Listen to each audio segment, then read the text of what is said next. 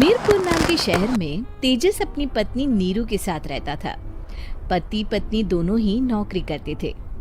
एक दिन तेजस गांव अपनी माँ के पास फोन करता है। हेलो, प्रणाम माँ। जीते रहो माँ, तुम दादी बनने वाली हो हैं? अरे वाह, ठीक है बेटा, मैं कल ही आती हूँ। जब माँ जी शहर पहुंची तो बेटे बहू ने बहुत अच्छे से स्वागत किया। लीजिए माँ जी, चाय। अरे गर्मा गर्म पकोड़े ले आओ माँ के लिए। नीरू रसोई में गई और 2 मिनट में ही पकोड़े ले आई। जी ये लीजिए। बहू, जादू से बनाए हैं क्या? अभी तो रसोई में गई थी। यम्मी। माँ जी, शीला रसोई में पकोड़े तल रही है, मैं बस लेकर आई।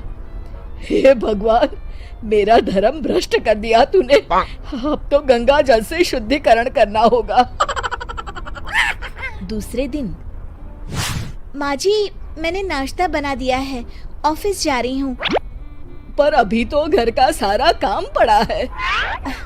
शीला आती ही होगी, झाड़ू पोछा बर्तन कपड़े वो सब कर लेगी। हमारे जमाने में घर का सारा काम हम ही करते थे। जी माँ जी, आप बहुत होशियार हैं, मैं घर ऑफिस दोनों नहीं संभाल पाती। तो जरूरत क्या है घर से बाहर जाकर चाकरी करने की? वैसे भी घर का काम खुद करने से घर में बरकत आती है, समझी? पर माँ जी। पर वर कुछ नहीं, इस महीने की पगार मिले फिर ऑफिस बंद। हाँ। रात को नीरू तेजस से कहती है, सुनिए जी, माँ जी बोल रही थी कि मैं नौकरी छोड़ दूं। वैसे ठीक ही तो है, अभी तुम्हें आराम की जरूरत है। फिर भी आराम कहाँ, शीला को छुड़ाने के लिए बोल रही थी। तो अब 24 घंटे में इतना काम तो कर ही सकती हो। पर जॉब पसंद है मुझे, घर पर मन नहीं लगेगा। अगले दिन जब दोनों ऑफिस के लिए निकल रहे थे, मेरी तो कोई कीमत ही नहीं है इस घर में। माँ जी, आजकल महंगाई बहुत है, रहन सहन भी बदल गया है, दोनों नौकरी करते हैं तभी ठीक रहता है। अच्छा, तू कहना क्या चाहती है? मेरा बेटा तुझे बिठा के खिला नहीं सकता? तू ही इस घर का खर्च चला रही है, हैं? नहीं माँ जी, मेरा वो मतलब नहीं था। मतलब खूब समझती हूँ, ये बाल धूप में सफेद नहीं किए मैंने। हाँ। अब तो ये रोज का काम हो गया था। तेजस भी रोज की झिकझिक से परेशान हो गया था। एक दिन उसने कहा, नीरू, वैसे भी तुम्हें मैटरनिटी लीव मिलने वाली है, तो अभी से ही छुट्टी ले लो। पर क्या, मेरी सैलरी अच्छी खासी है। आखिर नीरू ने रिजाइन कर दिया। जब बच्चा हुआ तो घर में सब बहुत खुश हुए। कुछ दिनों बाद तेजस फाइल देख रहा था। क्या हुआ तेजस, कुछ परेशान लग रहे हो? हाँ, वो हमारी जितनी सेविंग्स थी वो तो हॉस्पिटल में और छठी के फंक्शन में खत्म हो गई है नीरू।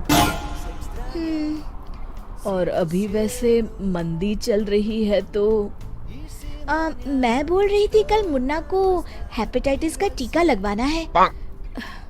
नीरू, क्या पोस्टपोन नहीं कर सकते? नहीं जी, बिल्कुल नहीं। अब तेजस को समझ में आ रहा था कि उससे गलती हुई है।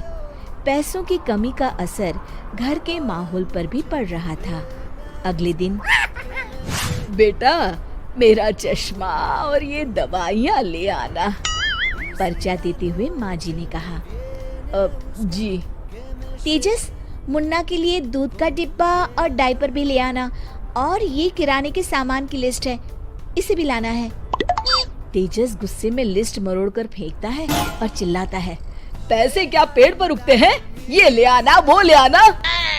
अरे पर ये जरूरत का सामान ही है। वो गुस्से में बिना कुछ कहे ऑफिस चला गया। अरे लंच तो ले जाइए। नीरू दौड़कर डिब्बा पकड़ाती है। एक दिन खाना खाने के बाद, नीरू, अब तो मुन्ना कुछ बड़ा हो गया, तो अब तुम वापस ज्वाइन कर लो ना जॉब। पर इस रिसेशन में जॉब मिलना बहुत मुश्किल है। ट्राई तो करो। फिर मुन्ना, माँ जी है ना, और एक फुल टाइम मेड भी लगा लेंगे। पर माँ जी, उन्हें तो पसंद नहीं। तभी माँ जी वहाँ आ जाती है और प्यार से नीरू के सर पर हाथ फेरते हुए बोलती है, अब मेरी समझ में आ गया बहू, पहले के और अब के समय में अंतर है। तुम काम शुरू करो, मुन्ना की जिम्मेदारी मेरी। मेरी प्यारी माँ जी। ये कहकर नीरू उनके गले लग गई। शिक्षा, परिवर्तन संसार का नियम है, हमें भी समय के साथ चलना चाहिए। उम्मीद है कि आपको हमारी ये कहानी पसंद आई होगी। कृपया हमारे चैनल को सब्सक्राइब करें और सभी अपडेट्स के लिए बेल आइकन जरूर क्लिक करें। और हाँ, वीडियो लाइक और शेयर करना मत भूलिएगा। Bye bye.